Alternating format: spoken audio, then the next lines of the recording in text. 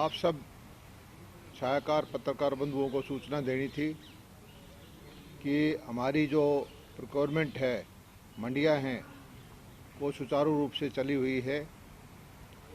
सारे कांग्रेस के षड्यंत्र के बावजूद कांग्रेस नहीं चाहती थी कि मंडियां सुचारू रूप से चलें, किसानों के सीधा पैसा जाए, लेकिन किसानों के सहयोग से, आड़तियों के सहयोग से अभी तक हम लगभग 60,000 मीट्रिक टन बाजरा की खरीद कर चुके हैं, जो कि मोटा मोटी 20-22% पिछले साल के उसकी खरीद है। 10 दिन हुए हैं, 2 दिन छुट्टी के थे। पैडी की हमने 15 लाख मीट्रिक टन की परचेज कर दी है। कॉटन की भी मंडियों में आवक लगभग 3 लाख क्विंटल है।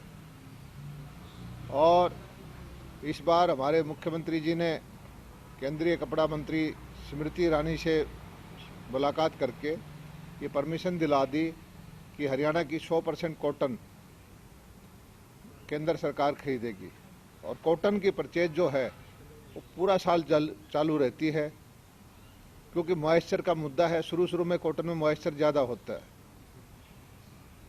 और हमने एक अनोखी योजना और शुरू की है। पहले जैसे हमारे पास केंद्र की स्कीम थी फसल बीमा योजना, कांग्रेस ने इस बीमा योजना को सेठ साहूकारों के हक में बताया था, लेकिन ये बहुत सफल रही है। और जब से योजना शुरू हुई, किसानों से हमने हरियाणा में 913 करोड़ रुपए लिए हैं प्रीमियम के, और 2,944 करोड़ रुपए किसानों के खाते में डाल चुके हैं। 913 करोड़ किसानों से लिए हैं प्रीमियम के, और किसानों से लिए तो हमने लाखों किसानों से, करोड़ों किसानों से, और जिसकी फसल खराब हुई उसको दिए हमने 2,944 करोड़ रुपए आज तक। इसी श्रृंखला में इसी तरह से बागवानी के लिए और सब्जी के लिए कोई योजना नहीं थी। भावांतर भरपाई योजना तो थी, लेकिन भावांतर भरपाई में तो सिर्फ भाव का जो रिस्क था वो कवर होता था। अब हमारी सरकार ने फैसला किया है कि जो सब्जियों की और फलों में ओलावृष्टि से नुकसान हो जाता है, जल भराव से नुकसान हो जाता है, आंधी तूफान में फसल खराब हो जाती है, और ये सब्जी और फलों की ऊंची ज़्यादा लागत की फसलें हैं, तो उसमें 2.5% प्रीमियम लेंगे और 40,000 रुपये तक का बीमा जो है हरियाणा सरकार, हमारा जो विभाग है हॉर्टिकल्चर डिपार्टमेंट, उसकी एक अलग एंशनरी बना के वो करेगी। फल और सब्जियों का 2.5% प्रीमियम 2.5%, 40,000 रुपये। जैसे 40,000 का बीमा है तो 1,000 रुपये किसान से लेंगे। बाकी का जो भी घाटा नफा होगा, जितना भी होगा, ट्रस्ट मॉडल पे एक हरियाणा अपने आप इसको करेगी, बाहर प्राइवेट कंपनी को नहीं देंगे, क्योंकि प्राइवेट कंपनी बीमा करने के लिए कोई तैयार ही नहीं है देश में। और प्राइवेट कंपनी बीमा करने को कहती है तो वो कहती है 30% हमें दो, 40% प्रीमियम दो, वो कोई देगा नहीं। तो 40,000 तक की भरपाई करनी है किसी किसान की, किसान से हम प्रीमियम के 2.5% ही लेंगे, और अगर उसकी 100% फसल खराब हो जाती है तो 40,000 रुपये देंगे। 50% फसल खराब हो जाती है तो उसको 20,000 रुपये देंगे प्रति एकड़ का है। और क्योंकि सब्जी और फलों की फसल में लागत बहुत होती है, हालांकि फसल तो 1-1 लाख रुपए तक की होगी, इसको कम ज़्यादा करना होगा बीमा को, तो किसानों से सलाह करके हम करते रहेंगे। हरियाणा की सरकार किसान हितैषी सरकार है और हर फैसला करने के लिए तैयार है। 2.5% किसान से लेंगे, 40,000 रुपये लगभग 1,000 रुपये होगा। और किसान की आमदनी बढ़ाने का तरीका एक ये है कि किसान को सस्ती पूंजी दें, वो जो केसीसी के द्वारा हम दे रहे हैं। कोऑपरेटिव बैंक के द्वारा जो किसान केसीसी है टाइम पर भुगतान करता है, उसको इंटरेस्ट सबवेंशन 3% भारत सरकार का है, 4% हरियाणा सरकार का है, 0% ब्याज पे उसको पूंजी उपलब्ध कराते हैं। और इससे आगे बढ़ के हमारी योजना है कि जो नेशनलाइज बैंक है उनका भी हम इसी तरह से जो कोऑपरेटिव बैंक का है उसके करने पे विचार कर रहे हैं। किसानों के लिए हम किसी भी हद तक जाने के लिए तैयार हैं। किसान को जोखिम फ्री करना, किसान को लाभकारी मूल्य देना, किसान के एमएसपी पे परचेज करना, किसान को सीधी पेमेंट करना, ये हमारा लक्ष्य है। और जो सब्जियां हमने ली हैं इसमें tomato, onion, potato, cauliflower, pea, carrot, भिंडी, bottle gourd, bitter gourd, brinjal, chilli, capsicum, cabbage और रेडिश, 14 सब्जियां इस बीमा में आएंगी। 2 है टर्मरिक और गार्लिक, ये स्पाइसेस होंगी। और फलों में किन्नू, गोवा, मैंगो और बेर, जो मुख्यतः 4 फल हमारे हरियाणा के हैं वो उनका बीमा होगा। 2 ये मसालों का बीमा होगा और 14 सब्जियों का बीमा होगा। हरियाणा पहला प्रदेश है जिसने फसल बीमा के द्वारा किसानों को बहुत मदद की है, जोखिम फ्री किया है। और सब दुष्प्रचार के बावजूद आज ये लोकप्रिय योजना है। इस बार बीमा योजना जो है स्वैच्छिक है, उसके बावजूद किसान इसको खूब ध्यान से अडॉप्ट किए जा रहे हैं। और उसी को ध्यान में रखते हुए, क्योंकि किसानों ने इस बीमा योजना को पसंद किया है, तो हमारी सरकार ने फैसला लिया कि भाई इसको सब्जियों में, फलों में, मसालों में भी इसको आगे बढ़ाया जाए। सरकार के द्वारा मेरे विचार से हरियाणा ही पहला राज्य होगा। केंद्र सरकार की योजना है लेकिन वो 10-12 हज़ार रुपये तक की है, उसमें किसान को 2,000-4,000 रुपये मिलते हैं, प्रीमियम ज़्यादा है, वो ज़्यादा कामयाब नहीं है। हरियाणा सरकार, हमारे मुख्यमंत्री मनोहर लाल सबसे ज़्यादा तो मुआवजा दिया है। जो केंद्र सरकार ने, जो पुरानी सरकार थी, फसल बीमा योजना का 164 करोड़ रुपए दिया था 10 साल में हुड्डा साहब ने, हमने 2,944 करोड़ रुपए दिया है। और हरियाणा के बगैर योजना बीमित किसान थे, उनकी फसल खराब हुई, 10 साल में हुड्डा साहब ने 827 करोड़ रुपए दिया था, जो हमने 2,765 करोड़ रुपए दिया है। और हमारे प्रधानमंत्री जी की जो योजना है,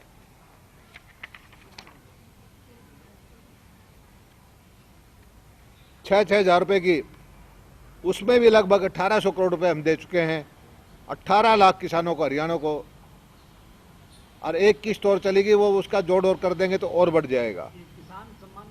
सम्मान निधि में बिजली का कांग्रेस के वक्त में 4,853 करोड़ रुपए की सब्सिडी थी, जबकि रेट नहीं बढ़ाए हमने। 4,853 करोड़ रुपए की वार्षिक सब्सिडी एवरेज, जो हमारे वक्त में 6,800 करोड़ रुपए से ऊपर होगी। रेट नहीं बढ़ाए बिजली के, रेट वही रहे बल्कि घटे हैं बिजली के। उसके बावजूद हमने किसानों को और ज़्यादा ट्यूबवेल कनेक्शन दिए, और ज़्यादा सहयोग दिया।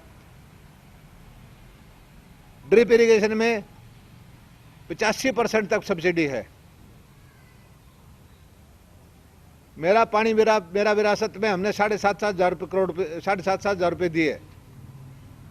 मंडियां जो हैं, अगले महीने 1.5 महीने के अंदर एशिया की सबसे बड़ी मंडी होगी, इंटरनेशनल हॉर्टिकल्चर मार्केट, वो उसका काम शुरू हो जाएगा। ये जो कांग्रेस का दुष्प्रचार है कि मंडियां नहीं रहेंगी, उसका जवाब हमारा ये है कि एशिया की सबसे बड़ी मंडी हरियाणा के गन्नौर में बनने जा रही है। एप्पल मार्केट हमारी बनने जा रही है पिंजौर में। सोनीपत में हम मसाला मार्केट बनाएंगे। गुड़गांव के अंदर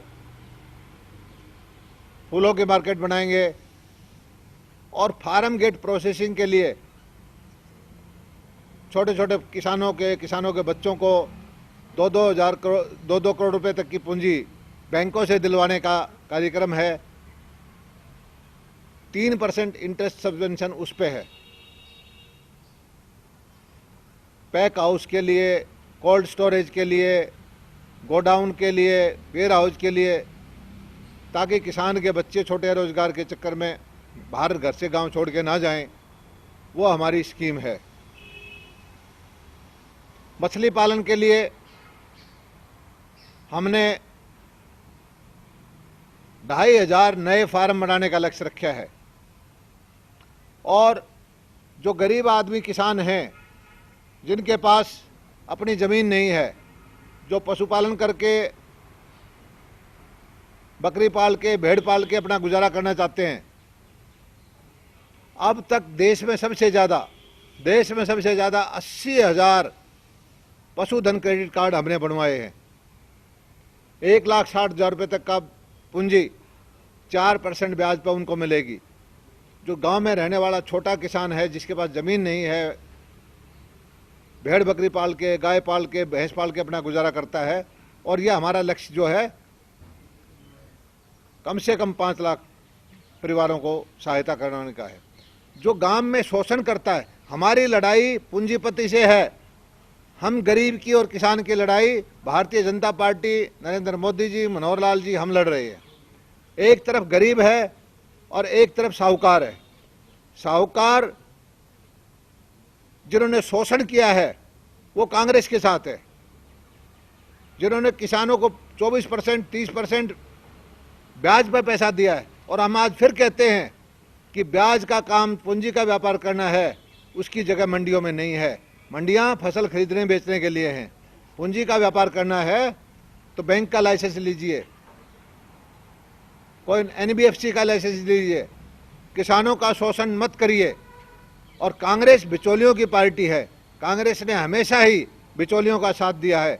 और किसानों की आज जो दुर्दशा है 60-70 साल में, मैं कांग्रेस से पूछना चाहता हूं कि किसान की हालत अगर आज कमज़ोर है तो उसकी जिम्मेदार सिर्फ और सिर्फ कांग्रेस है।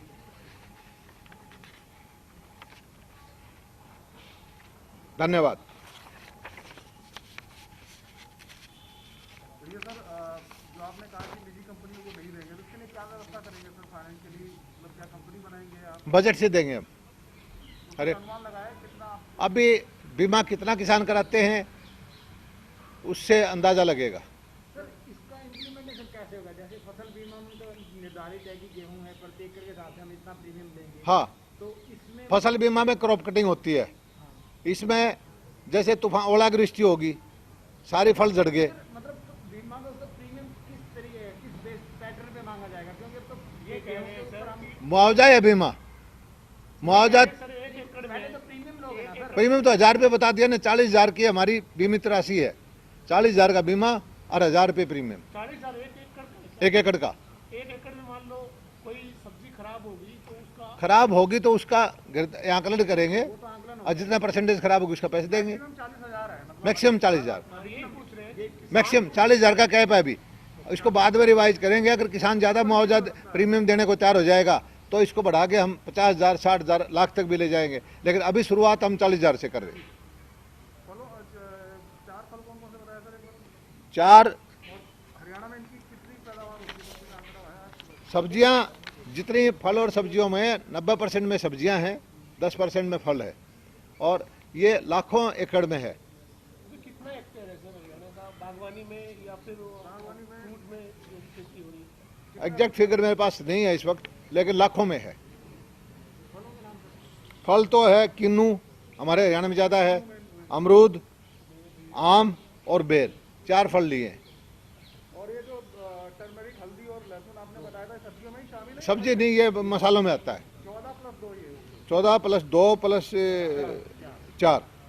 ये दो अलग है मसाला। हाँ, 20 फसलों 20 जो हमारे हरियाणा में पैदा होती हैं, इनका फसल बीमा जो बागवानी फसल बीमा योजना, तो सर आपने ये योजना जो शुरू की, भाव भावांतर योजना भी चल रही है, वो भी रहेगी, वो रहेगी। वो भी रहेगी। वो सिर्फ भाव टूटने से मंडी में भाव गिरता है उसकी है। तो सरकार ने सब कुछ ऐसा अनुमान लगाया कि आप लोग और जितनी भी सरकारें उनकी कोशिश ये हो रही है कि ज़्यादा से ज़्यादा किसान डाइवर्ट हो और धान और गेहूँ छोड़ के, इसीलिए तो है। तो इसमें कुछ लगता है आपको किसान आगे आएंगे? भाई किसान इन चीज़ों से क्यों नहीं जाता? सब्जियों में लागत ज़्यादा है, जोखिम ज़्यादा है। किसान की एक सब्जी की वैसे सही मायने में 70-80-60 हज़ार रुपये तक की लागत आ जाती है, और फसल बाई चांस खराब हो जाए तो 5 साल उभर नहीं पाता। उस चीज़ को मद्देनजर रखते हुए ये योजना दी है। किसान को मरने नहीं देंगे, किसान की हैंड होल्डिंग करेंगे, हमारा विभाग घाटा खाएगा। क्या नाम लागू होगी सर ये योजना जो नहीं अगली फसल से कुछ सर 2020 अब जो अगली फसल सब्जियां हैं, 2000 का चक्कर नहीं, सब्जी साल में 4 बार होती है। 2-2 महीने की फसलें हैं सब्जियों की। इसका नाम क्या रहेगा सर योजना का कुछ? या बस जो फसल बीमा योजना सब्जी और बागवानी बीमा योजना। मैंने कुछ नाम पूछा होगा। थोड़ी राजनीतिक बात कर लेंगे जी फिर। हाँ, आपको स्वागत है, कोई भी बात कर सकते हो। राजनीति के बगैर तो पत्रकार भाइयों का। फिर आपकी तो जिम्मेदारी भी ज़्यादा है ना जी। जी, हमारी सबसे पहले मैं किसान हूँ, किसानी की जिम्मेदारी मेरी है। हर वक्त मेरे दिमाग में यही रहती है कि किसान का ध्यान कैसे रखा जाए। और कांग्रेस ने दुष्प्रचार किया, लेकिन दोनों बार चाहे गेहूं और सरसों की मंडी चली, किसान को सीधा पैसा गया। अब जो है बाजरा का और पैडी की और कपास की अच्छी परचेज चल रही है। छोटी मोटी शिकायत शुरू में आती है, लेकिन पेमेंट भी करना हमने शुरू कर दिया है। 450 करोड़ रुपए भी दे दिए हैं, किसान के खाते में चले जाएंगे। और धीरे धीरे करके, और एक वक्त था कि कांग्रेस ने कभी बाजरा खरीदा ही नहीं था, कांग्रेस ने कपास कभी खरीदी नहीं थी, कांग्रेस ने कभी सरसों नहीं खरीदी थी। जो हम किसान हितैषी फैसले लेते हैं, तो कांग्रेस बेचैन होके किसानों को कंधे पे रख के राजनीति करना चाहती है।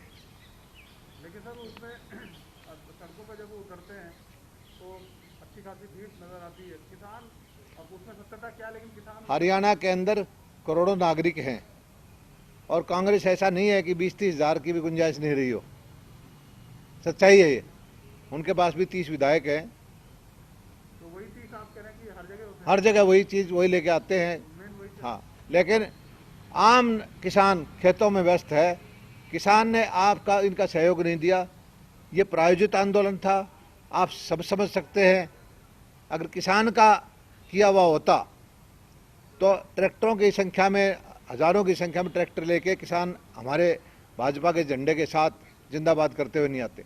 अगर आप संख्या की दृष्टि देखोगे तो ट्रैक्टर जो है, ट्रैक्टरों पे किसान जो है, सारे कांग्रेस वालों के बजाय हमारे भाजपा में ज़्यादा है। तो आपको लगता है इसका चुनावी परिणाम पर कोई ज़्यादा असर नहीं पड़ेगा, आपको नुकसान नहीं होगा इससे? कांग्रेस जो है, हर जो भी अच्छा कदम हम उठाते हैं, चाहे कश्मीर का धारा 370-35 का, तब भी कहता है कि खून की नदियाँ बह जाएगी, बीजेपी साफ हो जाएगी। नोटबंदी के मामले पे भी उसने यही कहा, लेकिन जनता ने उल्टा समर्थन दिखाया। जीएसटी के मामले पे कहा कि दुनिया में कोई भी देश में कोई सरकार वो जीती नहीं जिसने जीएसटी लागू किया। भ्रम पैदा करने वाली पार्टी है कांग्रेस। जो है डरा के राजनीति करती है, भ्रमित करके करती है, और वो अब कामयाब नहीं होने वाली। बाहरी राज्यों से भी हमने धान और की रजिस्ट्रेशन करा के कराओ। हमारा इतना ही है कि उनके लिए पोर्टल खोल दिया कि रजिस्ट्रेशन करा के आओ। कोरोना का टाइम है, ऐसा नहीं है कि हमारे किसान पीछे रह जाए, बाहर से मंडी भरते हैं हमारी। सारा डाटा जारी करेंगे कि हरियाणा का किसान का कितना धान आया। बाहर का बाजरा हम नहीं लेंगे, क्योंकि बाजरा की परचेज केंद्र सरकार की नहीं है। बाजरे का परचेज हमारे हरियाणा के बजट से करते हैं, घाटा हम सरकार खाती है। तो राजस्थान का बाजरा खरीद के हम हरियाणा सरकार का, नागरिक का बजट नुकसान क्यों करें? यही तो कांग्रेस वाले कह रहे हैं कि जब अंतर्राष्ट्रीय मंडियां बना दी तो फिर उनके तो कांग्रेस की सरकार है ना, वो किसान की तरफ देखती क्यों नहीं? 2100 क्यों कहता है एमएसपी की गारंटी होनी चाहिए। एमएसपी 2150 रुपये है, हरियाणा में भी है, राजस्थान में भी है। कांग्रेस यहाँ ट्रैक्टर यात्रा करती है, राहुल जी का ट्रैक्टर झुंझुनू साइड में, राजगढ़ साइड में क्यों नहीं लेके गए, जहाँ 1200-1300 रुपये में बाजरा कोई पूछने वाला नहीं है। परचेज नहीं कर रहे वो, ना चना कर रहे हैं, ना बाजरा कर रहे हैं, ना सरसों की थी। कांग्रेस जो है झूठ बोल के राजनीति करती है।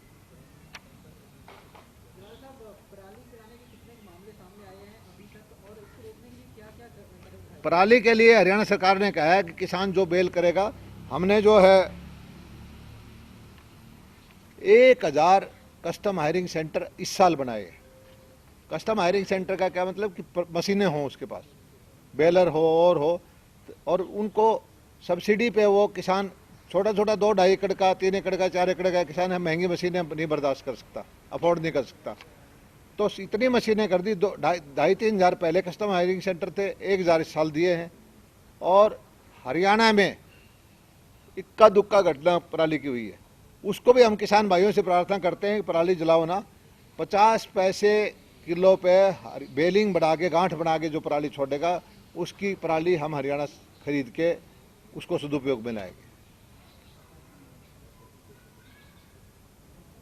तो इस बार कुछ कठोर कार्रवाई करने का भी सर मन बनाया किसानों के खिलाफ जो जलाएंगे पराली? किसानों को हम कठोर कार्रवाई कोई नहीं करेंगे, किसानों को समझाएंगे, प्रार्थना करेंगे। और हरियाणा का किसान को बदनाम करने की साजिश रहती है।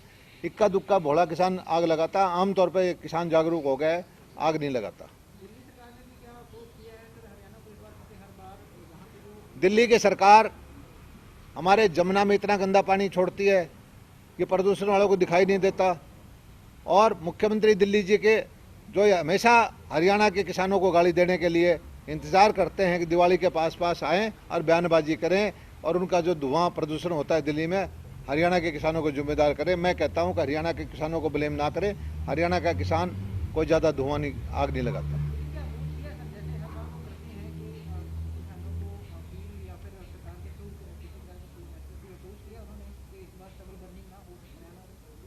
क्या किया?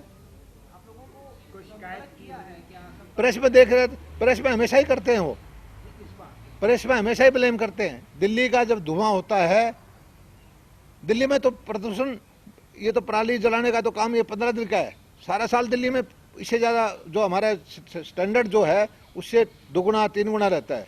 दिल्ली में तो शुद्ध हवा कभी कभी होती है ना, दिल्ली में शुद्ध हवा है, जल का प्रदूषण है, वायु का प्रदूषण है, और उसकी जिम्मेदार लेने की बजाय हरियाणा को दोषारोपण करना गलत है। उपचुनाव को लेकर क्या अब आगे रहने वाला है प्रचार प्रसार पार्टी का, और कैंडिडेट को लेकर क्या तैयारी है? कैंडिडेट तो सबसे पहले कांग्रेस को फैसला करना चाहिए।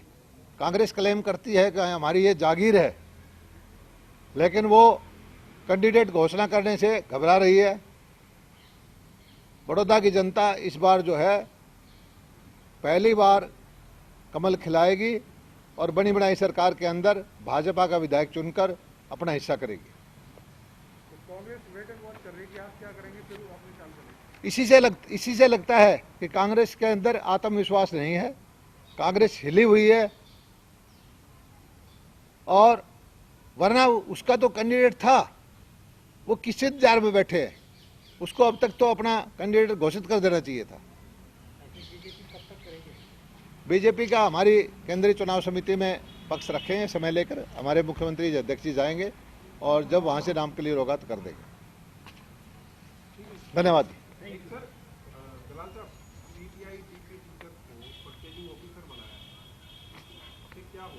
देखिए किस चीज़ का, हमें इस बार एक समस्या क्या है, किसान को सहायता करने के लिए नॉर्मल मंडी से दुगनी तिगनी मंडी चलाते हैं और उतना स्टाफ उस महकमे का नहीं है। और जो आज स्कूल खाली पड़े हैं और कलर के पोस्ट खाली पड़ी हैं, किसी को कंप्यूटर चलाना है, किसी को गेट पास करना है, इसमें हर्जा क्या है? किसान की मदद करने के लिए सारी सरकार भी लग जाए तो भी कोई अनुचित नहीं है।